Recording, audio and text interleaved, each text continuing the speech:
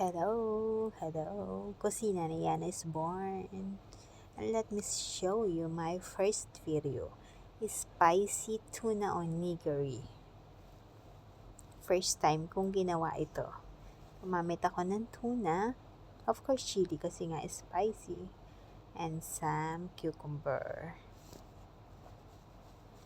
And dahil wala akong gamit pa, the bamboo roll, gumamit muna ako ng baking paper.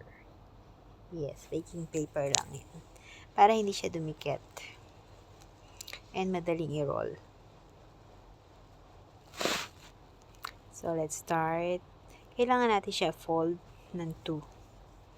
And then, kakat natin siya sa para pag-fold niya is madali lang. Ang gamit tayong gunting. Ay, malinis gunting ko Tapos fold natin siya ganyan para makita natin yung size. And then, mag-start na tayo. Ang ginamit ko dyan is normal rice. Kasi wala talaga akong makita na sushi rice. Madali lang siya. Yan. Bakit sa ginagawa nila hindi dumidikit yung kanin sa kamay? Sa akin dumidikit eh. Or siguro nilalagyan nila ng oil. Pero ako ayoko ng oil. Ayan, yung quarter size niya. Quarter side niya, lagyan natin ng rice.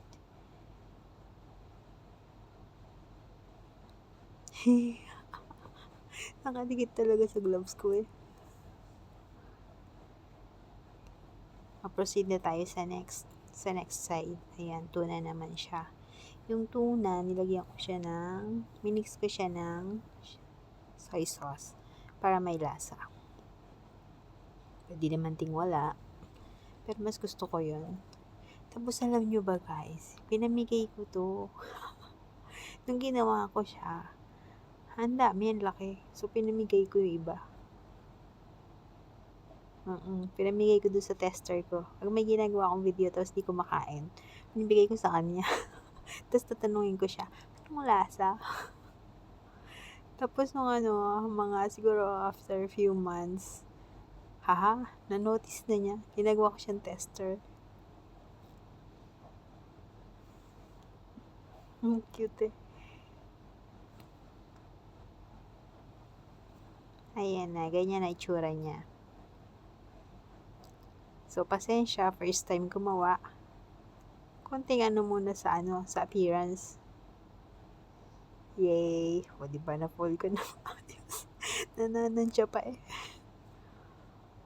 Ayan na. Pero alam nyo guys, dapat hindi masyado maumbok yung kanin ko. Kasi nahirapan ako i-fold dun sa dulo, diba? Pero in fairness, masarap daw, sabi. Or gutom lang yon. Tapos inano ko muna siya ng cling wrap para pag kinat ko siya, hindi siya masisira. Siguro mga 10 minutes ko hinayaan na ganyan.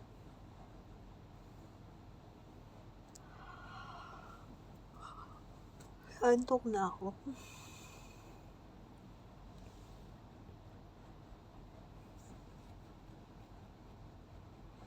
Ganyan siya kasimple. Uy, walang cut yung video na to So, kung ano yung oras ng video dito, ganun siya katagal ginawa. So, 8 minutes. Not bad. 8 minutes, may lunch ka na.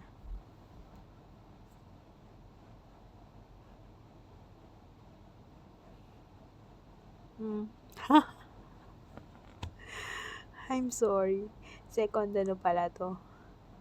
Yung second niya, yung second nori, seaweed niya, ginawa ko naman siya roll.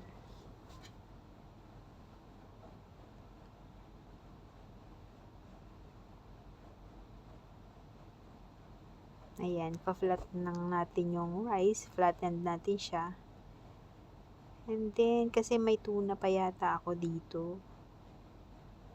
Sige, dumidikit kasi yung kalat natin. Ayan, ganyan lang kasimple. Ang mahal-mahal kaya ng mga rolls, mga sushi rolls. Pwede mo namang gawin. Next time, bili ako ng salmon, gawa tayo ng salmon roll. Yan, ganyan lang siya kasimple. Tapos yung rice, may lasa lang yan ng konting suka and salt. Pwede ding, nung nasa Japan ako, ginagamit ko is mirin. Pero wala akong mabiling mirin dito. Ayan na.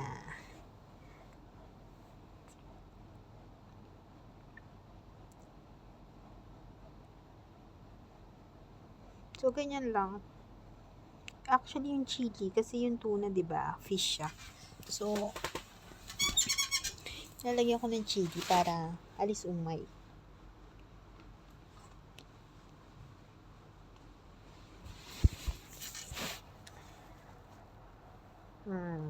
Not bad for first timer.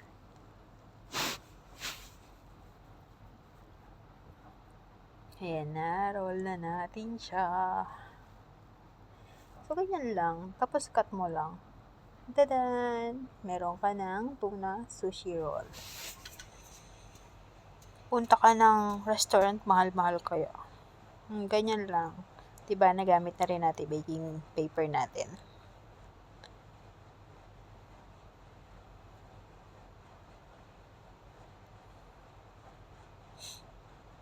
Ayan, kailangan kasi magdikit-dikit siya para paghiwa mo, di sila magkakaiwalay.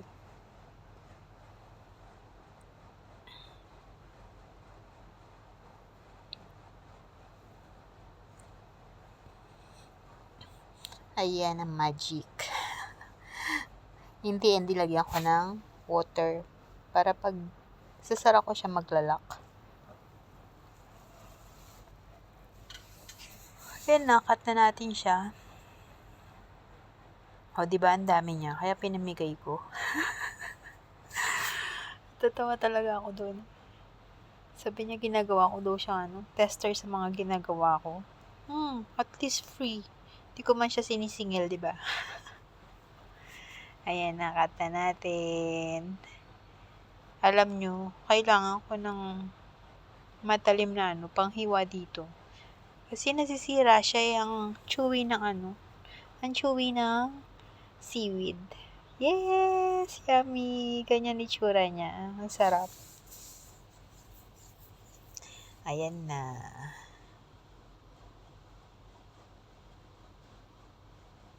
Ba't ganun may Next time, mas maganda na yung gagawin ko. Promise. Ganyan talaga yung nag-uumpisa. Sa una lang. Tapos maging maganda din yan.